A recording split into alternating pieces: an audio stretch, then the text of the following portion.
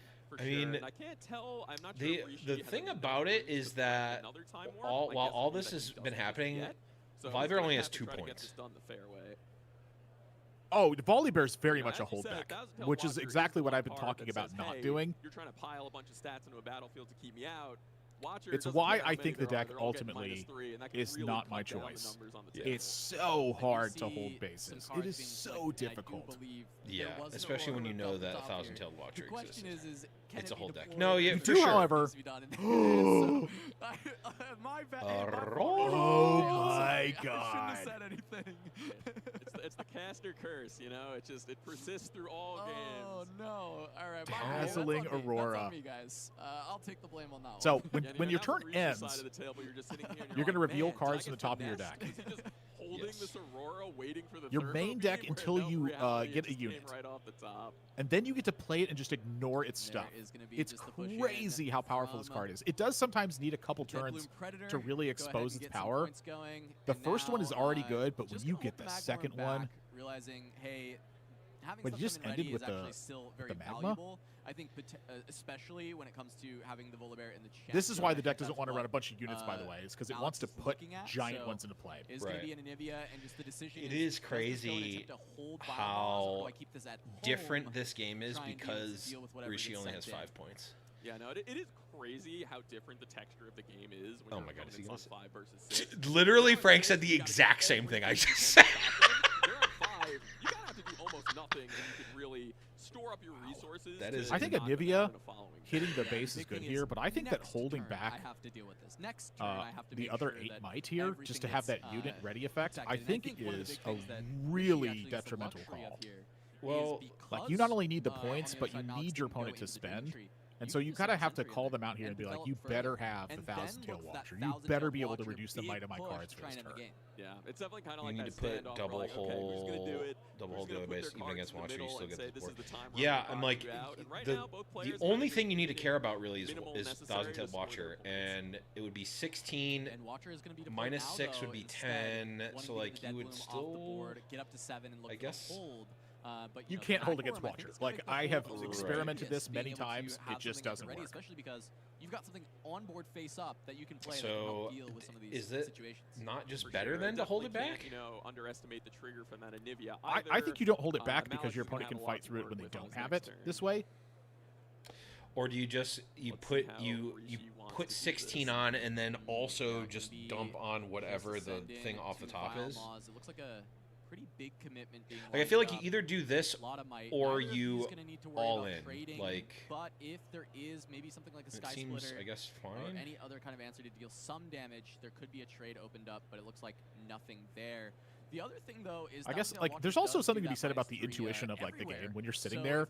It's a lot easier to tell kind of what's going on with your opponent. Like it's a lot easier to tell from Malik's perspective if Big Rishi's kind of playing in a way where you can just kind of read that it has Thousand Tail Watcher. It's really tough to explain with it, but when you're sitting in that chair, the actual thought of what's going on and the intuition of it is way different. Too many opportunities to do its thing, and if the Magma Worm is taken off the table, all of a sudden the units aren't coming in ready anymore. Falling Star! Oh my gosh! Wait, 3 damage twice. Maybe the target, yeah, it is going to be the Magma Worm. Wait, it gets taken out. It's got -3 might from the Thousand Tail Watcher. That just does it to everything. Nah, it does not even need to be. Okay. Thousand Tail Watcher, that card is so good. Like, there's a lot of cards. That's gotta be like hands down the best card in the game right now. Yeah. There's a lot of cards that people think will claim is the best or is overpowered, and like that is just the pound one for pound like, though. That is like I've been playing a lot of multiplayer just because that's what the people at my LGSs want to do, and virtually every game that has a deck with Thousand-Tailed Watcher will end due to a Thousand-Tailed Watcher. There's almost no other way that the game ends. We had an amazing game yesterday where no one was playing blue, and it was the coolest game ever. If there was even a single blue deck, the game would have been over like 10 turns earlier, and it would have been because of Thousand-Tailed Watcher. Might just be enough to get that last point. It's just too good. Like it's pound for pound, absolutely the best. Yeah. Finger taps have been like what's the thing you're trying to do? Fight for the battlefield. What's the thing that Thousand-Tailed Watcher lets you do? Does feel like easily win the battlefield. Taxes all the other restaurateurs and allows you to move in and buy the restaurant. So I get excited as a huge part of the matchup. True. It lets the market crash, that the rich people can come in, buy up the market, and then restart it in their own pockets. Yeah, no, I think really everything goes down so that they can buy it up. Like, yep, hey, it's Roy Kroc taking out the McDonald's brothers all over again. And Thousand-Tailed Watcher is Ray Kroc, not Roy. I think it's Ray. Yeah.